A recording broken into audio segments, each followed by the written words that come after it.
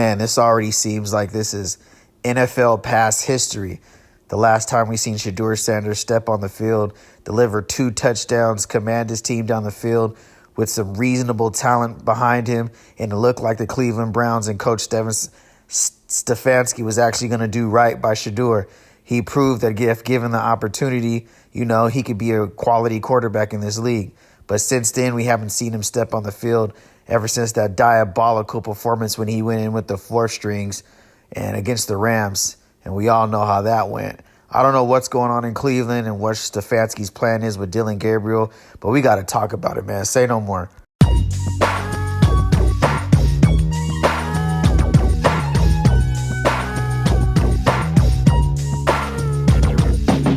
This shit slap, my nigga, you know I'm going dumb. You staring hard, little mama, like where I know you from. The kid basic and I ain't gotta say shit. I'm out of this world like a motherfucking spaceship. If you knew better, you would put me on your playlist. If you knew better, you know I ain't one to play with. Most these niggas just capping, I be really rapping. I gotta watch out for the boys, I be really trapping.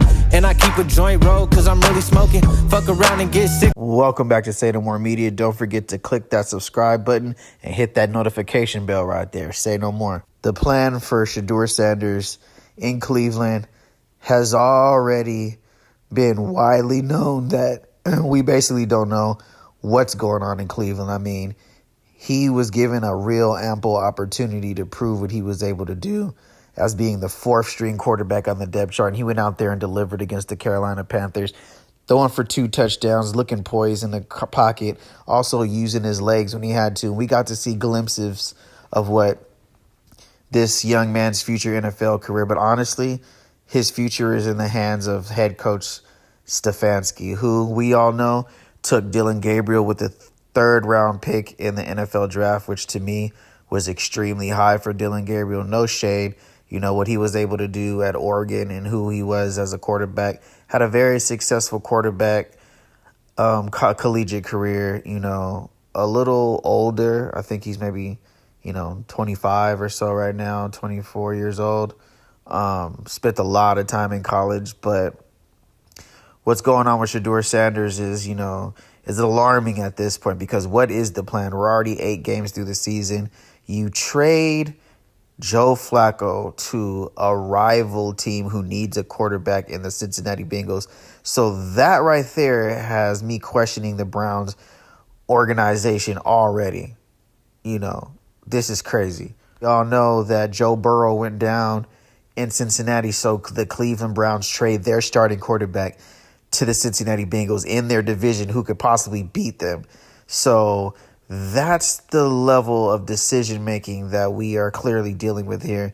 So it kind of puts into perspective what's going on with Shedeur Sanders and some of the decisions that's being made regarding him and, the decision to start Dillon Gabriel over him.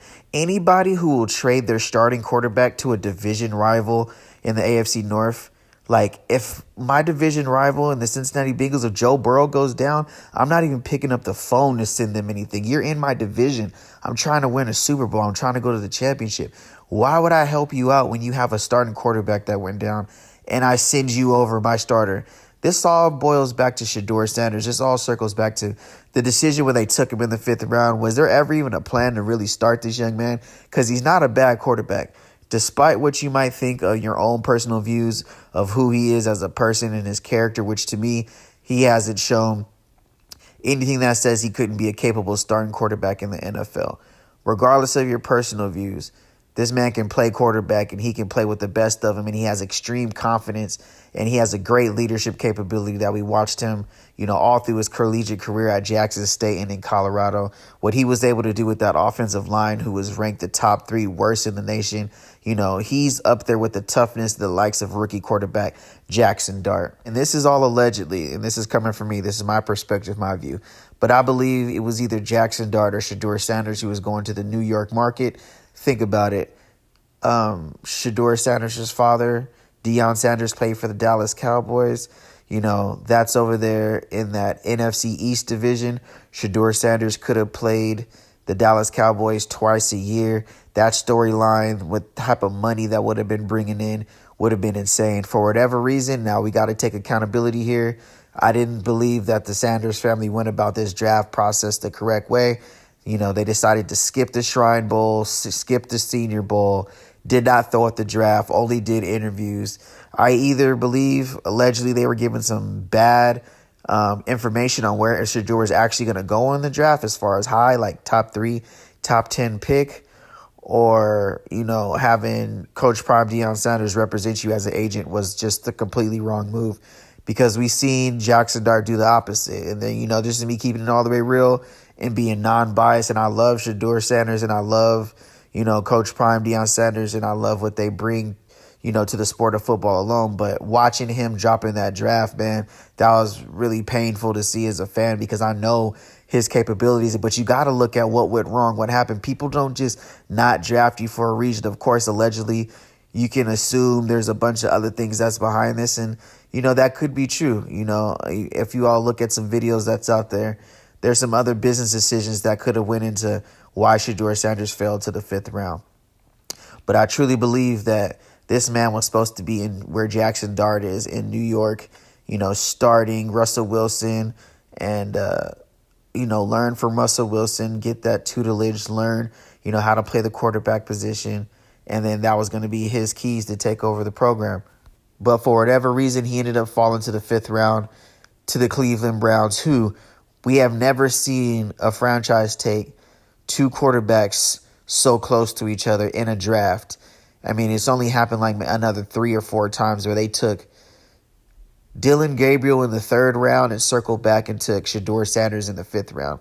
But we all know this is not Coach Stefanski's guy. He's made it clear. Even the owner came out and made it clear that the general manager made this pick. It wasn't the ownership's pick. So as a young man starting your career, how do you expect for him to be able to overcome all of these obstacles mentally? You constantly were bringing in quarterbacks to put in front of him when they had Joe Flacco, Cody Pickett, Dillon Gabriel, and Shedeur Sanders. You know what I mean? And it's just they were constantly signing quarterbacks, and they have Deshaun Watson technically on the roster. Then you bring in Tyler Huntley. You give Tyler Huntley the last drive, the 2-minute drive against the Los Angeles Rams, where you could have really seen, what Shedeur Sanders was able to do. So just watching from our own eyes, from a fan's perspective, it's really quite strange what's going on in Cleveland. I really don't understand their plan. But then again, this is the Cleveland Browns, and the organization has not been quarterback friendly, I don't know, since the history of the Cleveland Browns organization. You could just look at the likes of Baker Mayfield. Baker Mayfield, the number 1 quarterback taken in the draft. Look what was going on with him in Cleveland. He had to get out of there, and look at him now in Tampa Bay flourishing. So I can give you hard examples. I could give you facts, receipts as to what's going on with Shedeur Sanders in Cleveland. Perfect example, Baker Mayfield. Perfect example.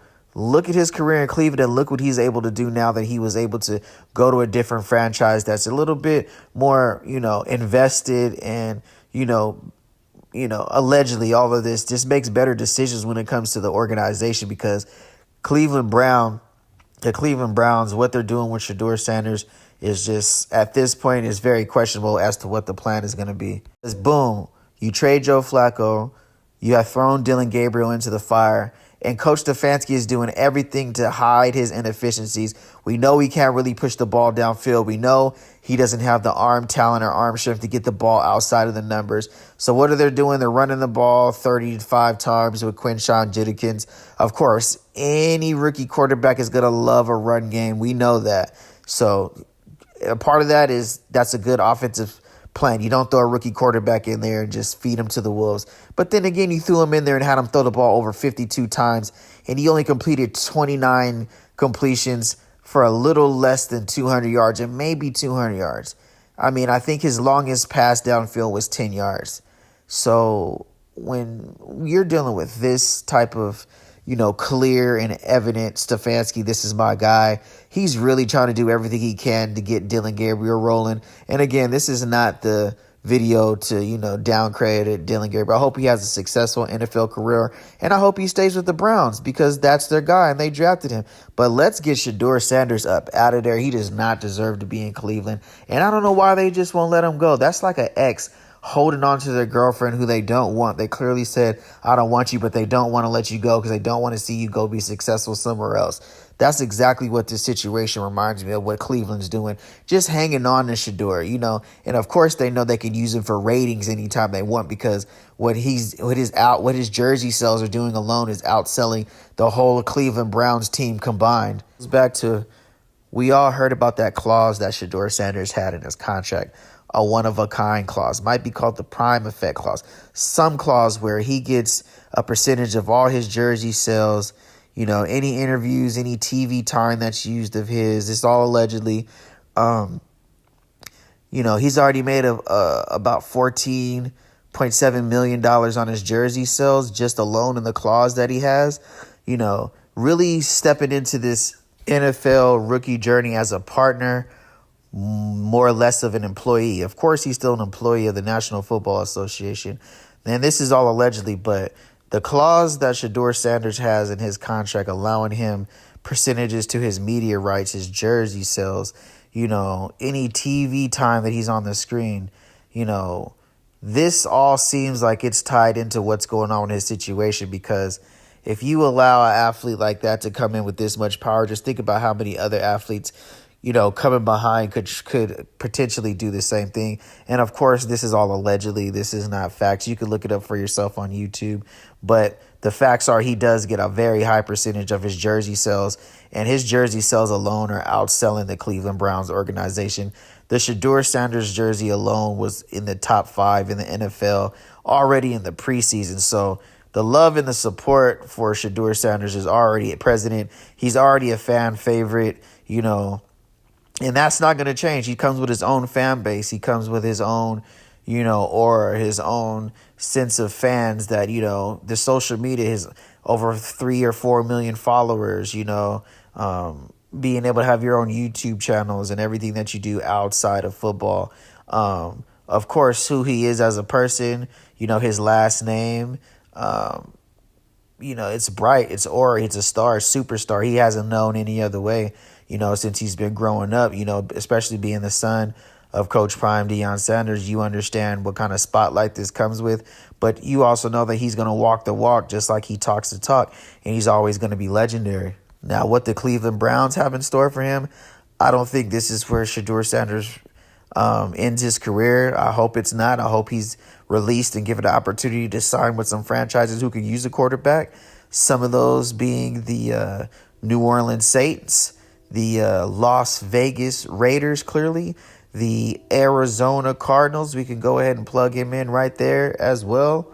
Minnesota Vikings, because who knows what's going on. Carson Wentz after that performance yesterday, and J.J. McCarthy just seems like he cannot stay on healthy and stay on the field. There's a lot of teams who could use a valuable quarterback. How much longer is Matthew Stafford going to be playing? You know what I mean? Could we go get him to Los Angeles, get him ready to take over that franchise? There's so many opportunities. The New York Jets, let's just be honest with you. They haven't found their answer at quarterback yet as well.